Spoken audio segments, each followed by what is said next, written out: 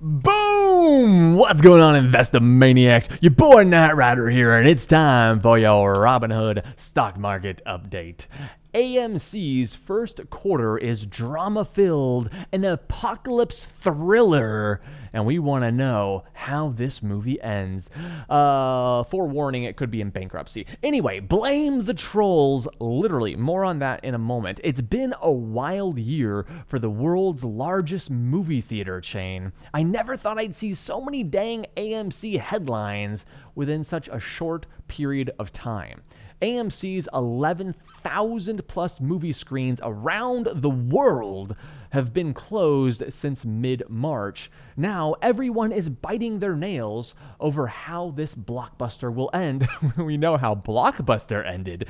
In April, AMC shares soared on word it had enough cash to survive, at least until partial theater reopenings around as far as Thanksgiving.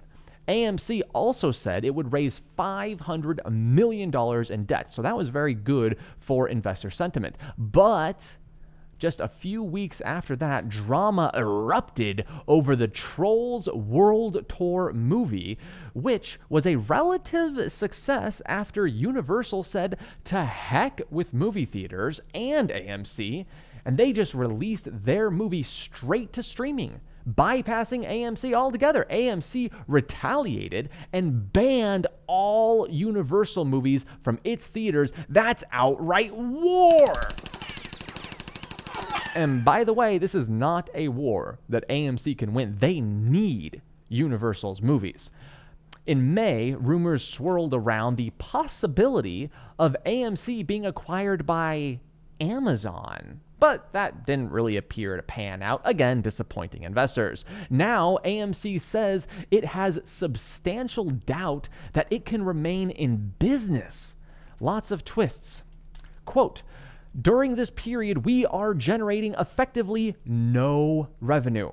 Not the first thing investors want to see in an official regulatory filing. But as we know, public companies are required to be brutally honest about their financials. Sales fell 22% in the first quarter, and AMC is expected to have lost between $2.1 and $2.4 billion. To put that in perspective, guys, AMC's market cap is only about $547 million. They cannot sustain that type of a loss.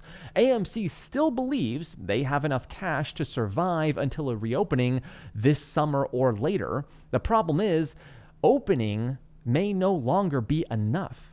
The takeaway: most businesses are reliant on other businesses in some form or another to continue doing whatever it is they do.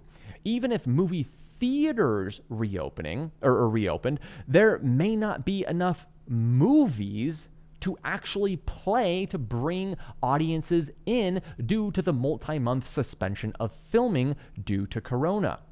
At least some portion of AMC customers who were going to the movie theater will now no longer feel comfortable for some period of time, even after they open, and AMC was already struggling to remain profitable as it was.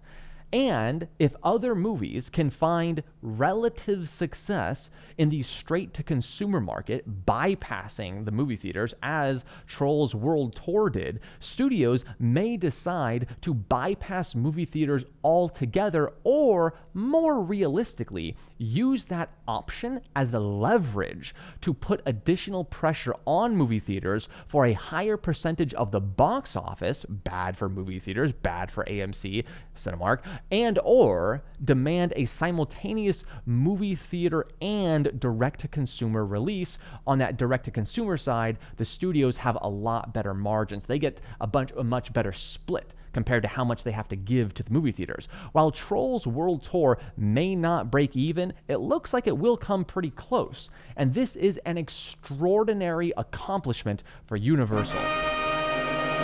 And don't think for a second that Trolls World Tour does not give movie studios additional negotiating power with the movie theaters. Guys, Personally, I am a huge fan of AMC. I am a current Stubbs A-list member, which I think is a fantastic value, at least if you live near a theater with upgraded recliner seats, as I do. Mine are also heated. It's a pretty awesome place. I genuinely hope AMC survives and figures things out, but I would not touch this stock with a 6-foot social distancing pole. That's it for this video. If you enjoyed it, I'd appreciate a thumbs up and a sub. Peace.